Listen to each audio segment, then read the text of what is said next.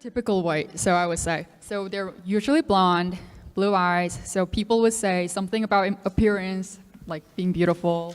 That's usually like how would they think in the first place, like instantly.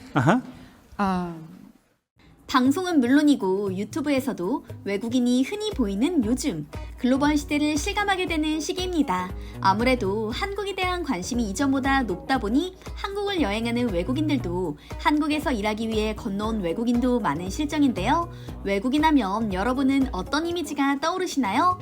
펜실베니아 주립대 사회학과 샘 리처드 교수가 이 질문을 한국, 나이지리아, 사우디아라비아에서 온 학생들에게 각각 던졌습니다. 강의 영상으로 내용을 확인해 보시죠. Stella, it's the same question. I don't remember what it was. Yeah, what do people in your country, we're going to do Korea here, okay? What do people in your country say about white Americans? There are a lot of foreigners featured in like TV shows in these days in Korea. And most of them are actually mainly white. So when people in Korea think of foreigners, white Americans are almost instant stereotype. Okay. How they would think of as a foreigner. Hold the mic really steady. So in Korea, when you're thinking about your experience, this is your experience, by the way. So understand, and especially if you're watching the live stream and going, oh, that's not how we do it here. Look, this is their experience. So you might have a different experience, or anybody in the class. It's all good. So when people think about foreigners, from the West anyway, it's associated with white. Yeah. No. Okay. All right. So what do they say? What's like a... So stereotypical white, so I would say. So they're usually blonde, blue eyes. So people would say something about appearance, like being beautiful. That's usually like how would they think in the first place, like instantly. Culturally. Wait, hang on. Sorry. Whiteness is associated with blonde and blue eyes. Okay? Yeah. All right. Okay. That's big. Yeah. Yeah. All right. And is that seen as the most, and you're saying that's kind of seen as the maybe more beautiful or more? Okay. All right, go ahead. Been out of Korea for so long that I don't know how recent Koreans No, but would go be. to your experience back, because... Go to my experience of... Yeah, just your experience in Korea. How did you, when you were young, think about... Okay, so my uncle was Canadian and he was blonde and blue eyes, and that's how I spoke English, how I learned to speak English. So I was never afraid of talking to foreigners in the subways when they needed help or something like that. But most of my friends, who were educated and born and raised in Korea, were usually they would not step up to talk to them because I don't know. It looks like even though we're in the same space, it separated us from different culture, different space. Okay. So let me ask this to you. So you're from the more upper middle class? Yeah. Upper class? Yeah. Okay. I would say so. How do people in your class talk about or think about poor white Americans? How do you, just here, even in the United States, when you're outside of State College or you go to Walmart in State College and you're seeing all these white people who are not rich and white and beautiful and whatever, how are they perceived? How is that? Do they enter the conversation? Is that how I interact? No, how do you perceive them?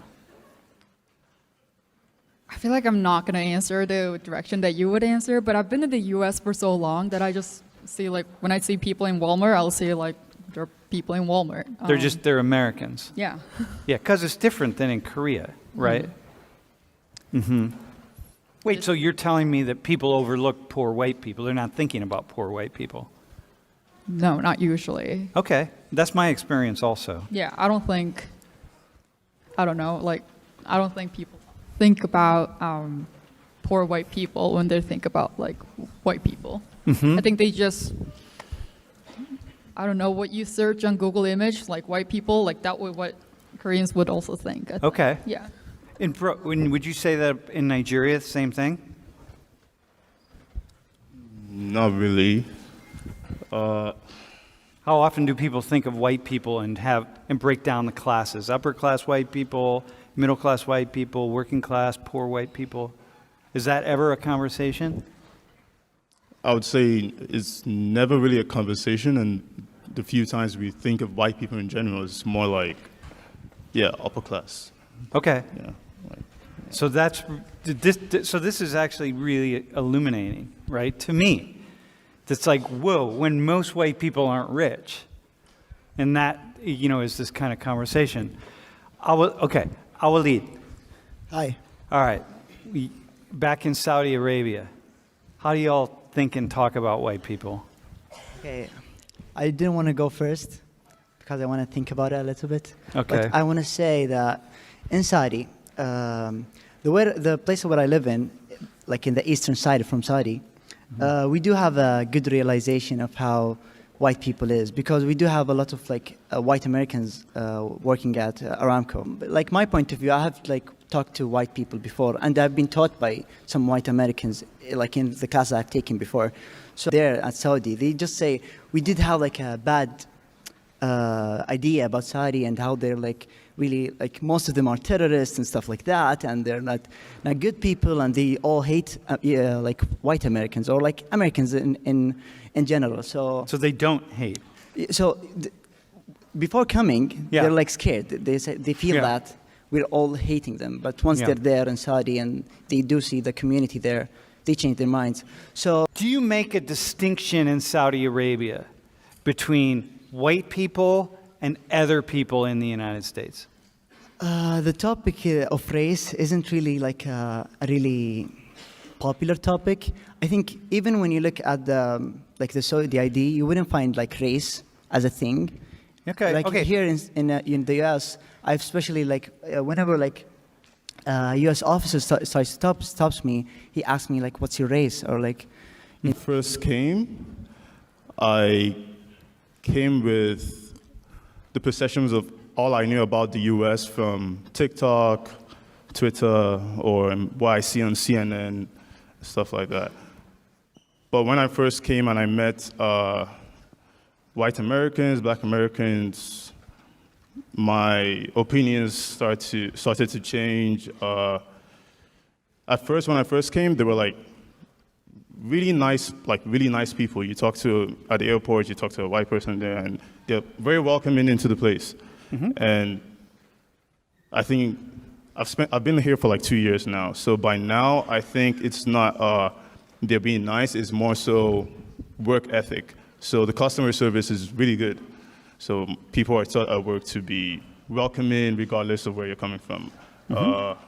한국과 나이지리아, 사우디아라비아 세 나라의 백인 및 인종에 대한 인식의 차이점 어떻게 보셨나요? After they got me, their just word have changed, and they just found a lot of joys nurturing and just raising me as a kid. But lots of Koreans aren't saying that, right? 지난 시간 우리는 펜실베니아 주립대 사회학과 샘 리처드 교수가 아시아의 인구 감소를 주제로 진행한 강의 내용 중 일부를 살펴봤습니다.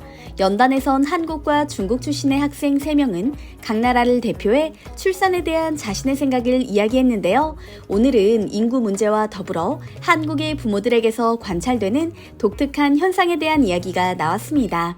강의장에 있던 미국인 학생들을 놀라게 한 한국인 부모들의 행동, 과연 무엇이었을까요? 영상으로 만나보시죠. You in particular talk about that, say in Korea, how, man, I know so many, the parents that are so stressed out because it's not easy to educate a human being in Korea. So here, if I think about having children, okay, I want to have kids. My wife and I have a couple kids, right? We deal with the child up to the age of 5, and then they go to school. And they go to the school down around the block, and we pay our taxes, and that's it, and that's what's expected of us. So that's just okay, here we go. Our child goes to school, and then the child's going to graduate from that school, and they're going to go to college, and they're probably going to go to Penn State because, you know, we work here, so we get a tuition break, and so it's great. They're going to go to Penn State. But that's not life in Korea, and it's not life in for many, many people in China. It's like you're working to get your child to the best school, and then they got to go to all the cram schools and the academies afterwards. So you're looking at like, you know, you're going to start at like 7 in the morning, really, and you're going to go to about 10 o'clock at night. And even you get home, did you even study when you got home? After you got home from cram school, did you also study? I did because I was an academic student. Wait, so hang on. So you get home at like 10 p.m., and then you're in your room studying still? Yeah. At least in high school, I did. Yeah? And you, the same thing? Similar to me. Yeah? We have the study room in our dorm in high school. It is it's always closed at 12:30, so which means you can learn there like until 12:30. Till 12:30 at night? Yeah. And then you AM. wake up at 6 in the morning? Wake up at 6:50. And you start all over again? Yeah. But what I'm hearing from you all is like, this is a major, major endeavor to have kids. It's like, shit, it's costly. Like, when does the nurturing happen? And when does it just work as a parent that you just got to do all these things to bring money into the household to afford all the things you need to afford and just make sure that your child does everything your child has to do? Just depends on what my parents say. They told me after they got me, their just word have changed, and they just found a lot of joys nurturing and just raising me as a kid, because I resemble a lot about my parents, and they just love just seeing me growing that way. That just kind of gives them the vibes of their childhoods, and they also get a lot of joy. So that's just gonna be a really fun journey that is a privilege. But lots of Koreans aren't saying that, right? Because there are a lot of responsibilities and pressures under it. Then under the name of the parents, they have a lot of responsibilities and a lot of contributions and devotions. And there's a lot of competition to really do the things like what you're saying, and you would say, for your children. It's like, you don't just send your child off to the local school. It is just an endless game or move. It's like playing a chess game. That's just so incredibly stressful. Besides just financial stuffs, just get into a really good schools or like even like getting into good cram schools, it is limited and it has to be really competitive. So parents need to get information about which cram schools or like which schools gonna fit for their kids. And they have to be informative.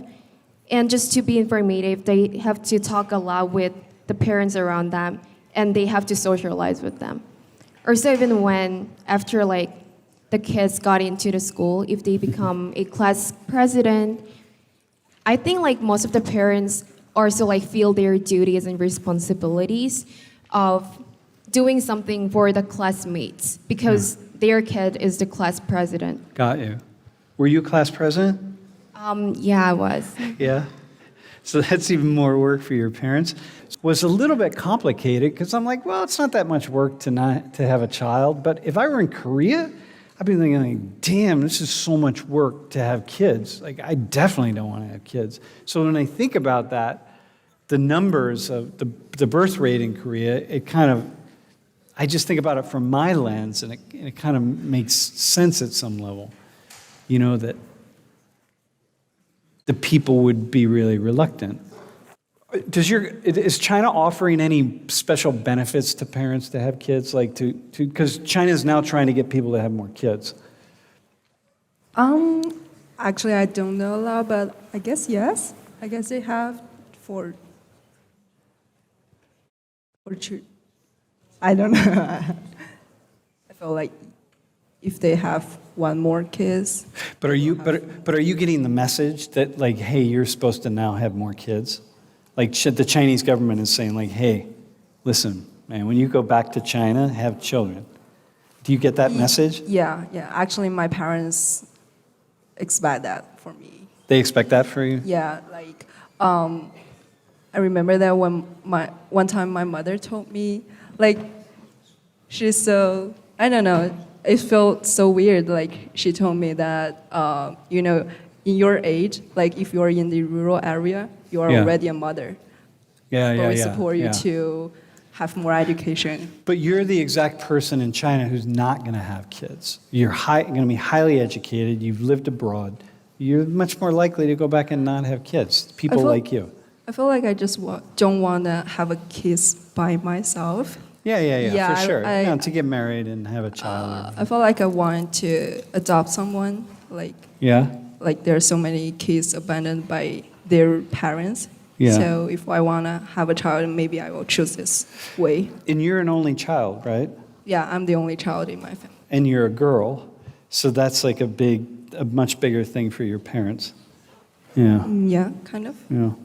Hey, what is the Korean government offering people to have more kids? Because I know the Korean government is like really pushing people to start. Means you have like children more than the number of 3.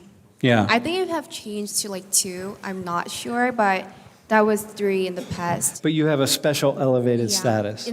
Incentives, maybe like possible discounts. Yeah. You get specific cards Yeah. from the government. Yeah. that you can Right now, they're use. just raising the amount of money that you make as a parent for the first year anyway to like $750 a month just to have a child. Imagine that. Like you have a child. This is what the Korean government is doing because they need people to have children because here, let me show you this. Actually, it was just kind of interesting. Can you go to the next slide? Like this is the age sex ratio. So it's men on the left, women on the right, okay, everywhere. And men, women. This is 1960. So see, there's very few old people above the age of 80 and lots of young people below the age of 10. And then look at 90. It's the young people start to decline, old people grow. Look at 2010, old people grow, young people decline. And then look here, in 2030, you've got all these old people and you don't have anyone to take care of them. So like, you know, when I go to Korea, for example, I like stay at this hotel. It's it's a retirement hotel. And like, you have so many old people in Korea, but you don't have anybody who's young to take care of them. This is a major national crisis. 오늘 영상도 재밌게 보셨다면 구독과 좋아요 부탁드리겠습니다. 항상 함께 해주시는 시청자, 구독자 여러분께 깊이 감사드립니다.